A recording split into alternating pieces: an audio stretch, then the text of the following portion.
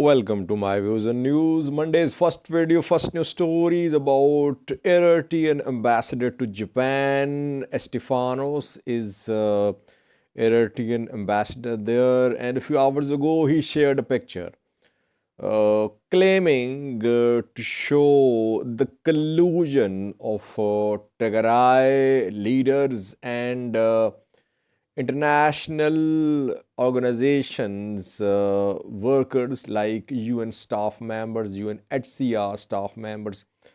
We have details for you. Second news story is about a meeting which is being held in Tigray between Tigray's top generals and locals.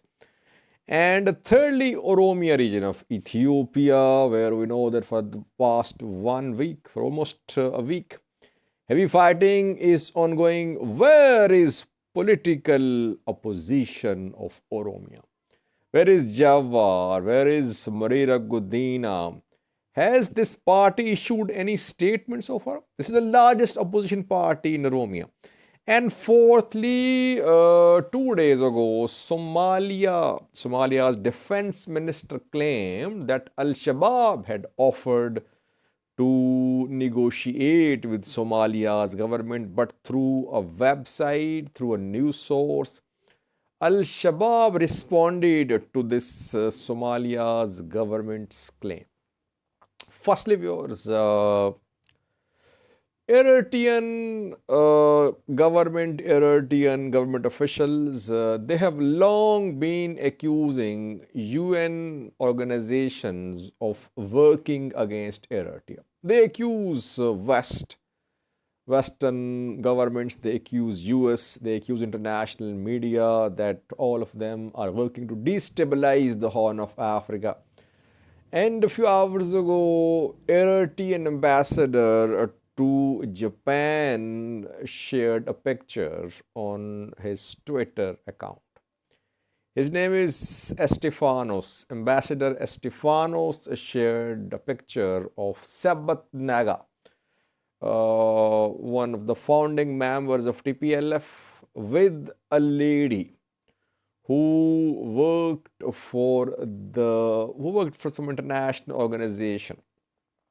And it is being claimed on the basis of this picture by Estefanos that Tigray leaders, they have been working to destabilize the Horn of Africa in collusion with the UNHCR, UNSC, other international organizations. They are working on the same agenda. And they're working on the agenda not only in Ethiopia but also in Eritrea and Somalia. You can see the picture on your screen. This picture was shared by Estefanos, Eritrean ambassador to Japan, just 4 to 5 hours ago, I think. The picture seems to be edited. It is Photoshop, I think. Sabbath Naga and this lady's picture seems to be Photoshop. That is what we learned from some experts who we talked to about this picture. Even if this picture is real, ambassador level people should have some decency. They shouldn't share such material. He's not an activist. He is Eritrean ambassador to Japan. And he should have verified before sharing it. He should have verified its authenticity. It seems to be fake, Photoshop. Even if it's real, the ambassador shouldn't have shared it, I think. If you have any proof of collusion, alliance between TPLF and UN organizations, international human rights organizations, share the evidence, but don't try to malign each other, because you'll see the same from the other side as well. They'll keep on sharing your pictures and videos too. Secondly, viewers, Tigray, where top Tigray generals are meeting people. They are trying to appease them, trying to calm them down because there are still unresolved issues in Tigray.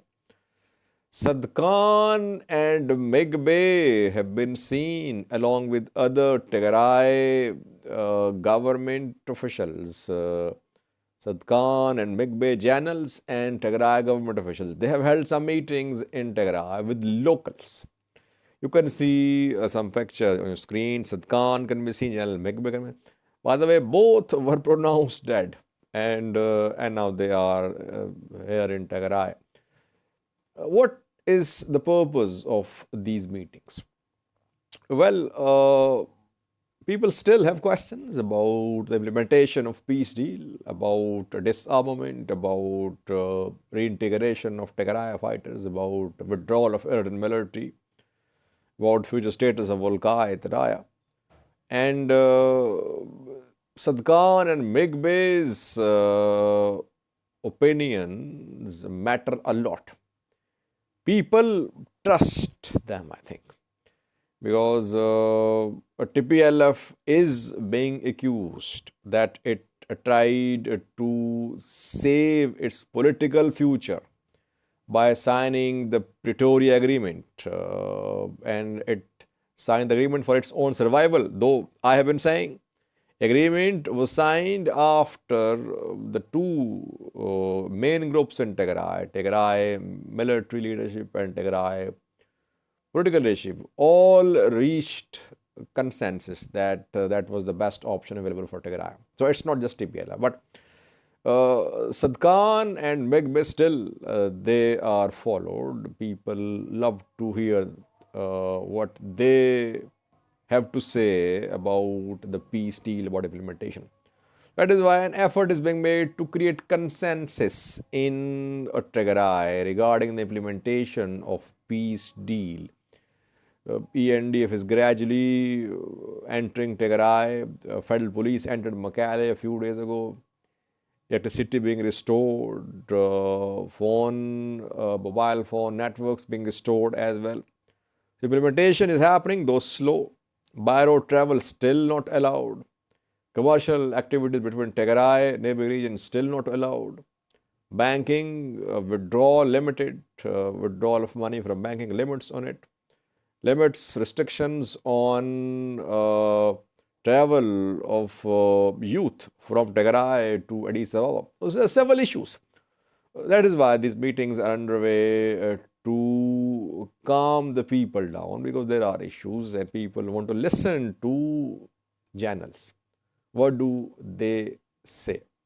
Because if you remember, 2 days ago, some rumors were shared that General Megbe and General Dinkel, they had refused to comply with the orders of disarmament. That they were still announcing to continue armed resistance. But Megbe, you saw in the picture with Sadkan, so all were rumors about Megbe and Dinkel, it seems.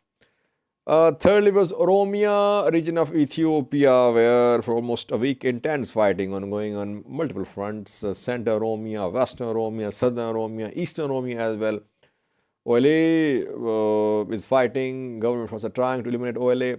Where is political opposition of Oromia?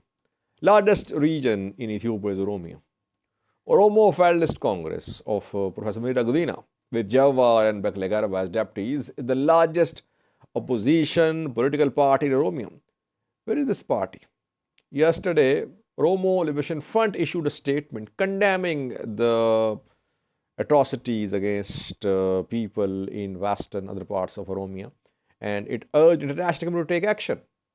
It urged other regions to stay away from this war in Oromia. OLF is seen as political wing of OLA. Where is, and its entire leadership is behind the bars. Where is OFC? Jawar, Bekele Garba, Mira Gudina party. When political parties leave space open, what happens? When they create vacuum, what happens? armed factions fill in the vacuum. And that is happening in Oromia. That is why OLA is still surviving. Why? Because it has its presence, its following in Oromia. Vacuum is created by political parties. They cannot deliver. They're not allowed to deliver as well because I think Jawar is still out of Ethiopia. Bakle Garba as well. Murira Gudina remained out of Ethiopia as well in the past. So it's difficult for opposition parties to deliver, to play the role of opposition parties in Ethiopia. But that is the cost that these politicians will have to pay.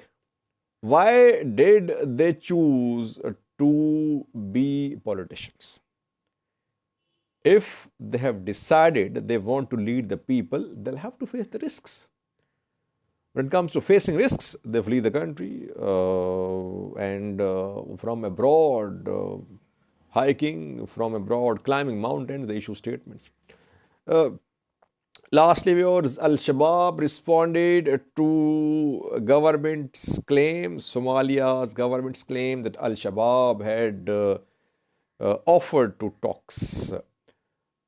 hold talks with Somalia's government. Somalia's deputy defense minister said 2 days ago that Al-Shabaab was now ready to talk to Somalia's government.